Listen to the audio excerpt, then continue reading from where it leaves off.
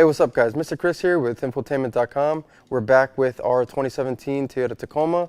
We're doing another upgrade. This time we have a factory TRD Pro skid plate that we're going to throw on. A lot of you guys like the TRD skid plate because one, it's kind of cost effective, it's not too expensive, and two, it gives you pretty decent coverage over your factory stamped steel skid plates under there. It's only aluminum, so it's not going to take huge, rock crawling events and stuff, but if you just want some a little bit more aggressive looking, this is a nice option.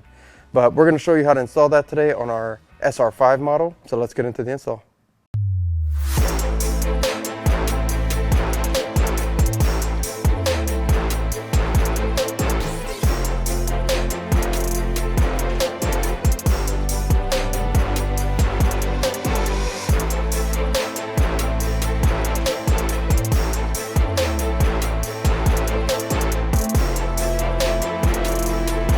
Alright, so what you're going to need to start, besides the actual TRD skid plate, is a few sockets, a 10mm, 12mm, and a 17mm socket.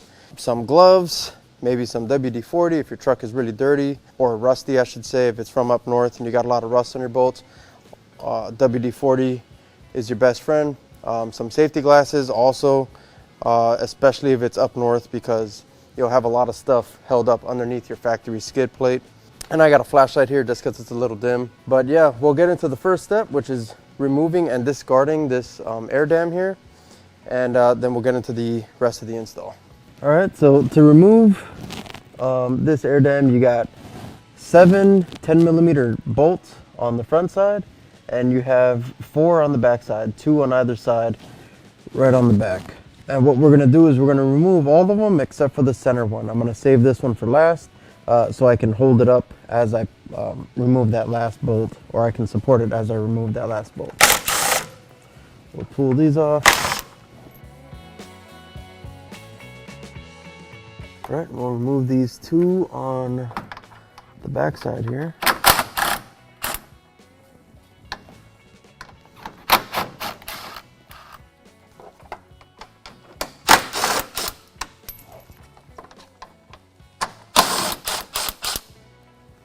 All right, we'll pull this last one out that's in the center, and we can set the air dam aside, and now we have access to our skid plate. So some of you guys may have a 2-piece skid plate with one that extends over your transfer case. Ours does not, so we only have this this front or forward facing skid plate to work with.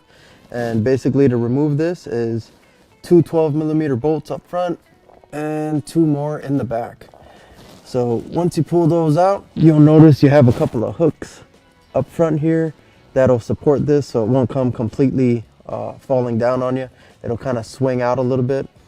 Once it swings out, all you got to do is lift it and push it forward, and you'll be able to remove that. All right, before we get to pulling those 12mm out, I'll just mention, if you want, you can take the 10mm that you pulled out that was holding on your air dam. You can take those and put them back in. If not, you can pull the clips off. Because if you don't put the 10mm back in there, these will probably fall off on their own. So I'm gonna leave it in, and I'm gonna put the bolts back in it, just like that. I'll tighten those down. But yeah, I'll do that for the rest of them.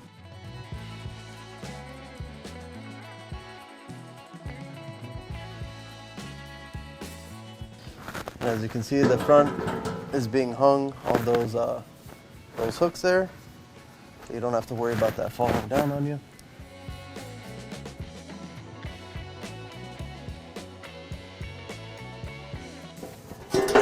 Now we can just push this forward and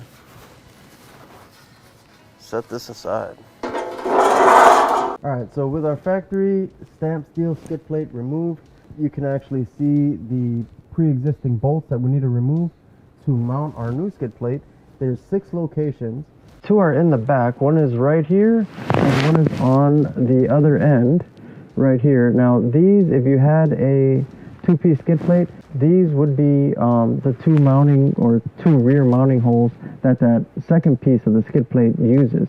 So once you pull that skid plate off, it would expose these 2 holes. But again, we don't have that second piece, so this is all we're going to look for is the factory threaded holes back here. Those are 2 mounting locations, and then as you move forward, you have on these subframe supports, you have these 2 rearward 17mm bolts that need to come out. You'll skip the ones in the middle and you move to the front, and you have this 17mm bolt as well as the inside 17mm bolt on this side. So in total, we're going to be removing 4 17mm bolts and utilizing the 2 factory threaded holes on the back there. It's 17mm to come out, as well as on the TRD skid plate, there's pre-existing hardware. It's pre-installed from the factory that also has 17mm bolts in there. So when you pull this out, you're going to be putting right back in the same size hardware.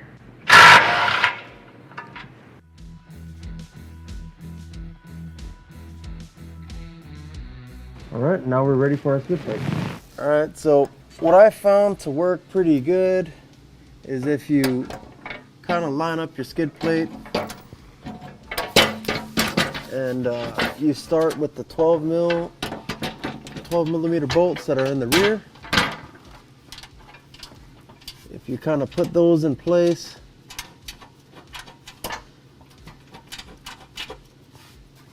it'll kind of hold up the skid plate as you attempt to get those 17mm lined up. We'll get that just kind of snugged up. All right, so with those in the rear holding it kind of up, you can kind of jiggle around your skid plate, try to line up the 17mm bolts. If you got a buddy, this is where you're going to want to call him over and give you a hand, but if you're by yourself like me, you can definitely get it done. Your biggest concern is trying to line the bolts up so you don't strip anything out. Just make sure you got everything nice and straight.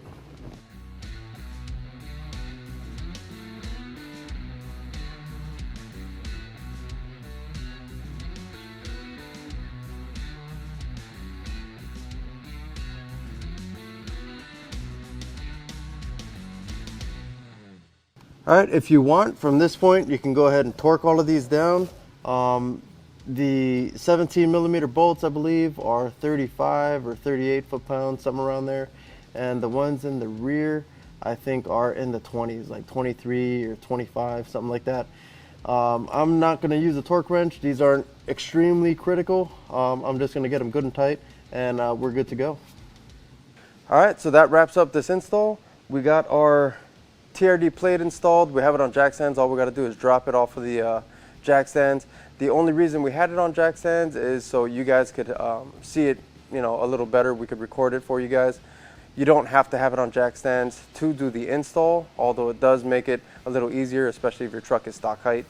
But yeah, it does have an access door and an access hole for your oil drain plug and oil filter. So once you install this, you don't have to remove it every time you do routine maintenance. I have a 4Runner with a TRD skid plate, and I have to pull it off every time I need to change the oil. Kind of a pain in the butt.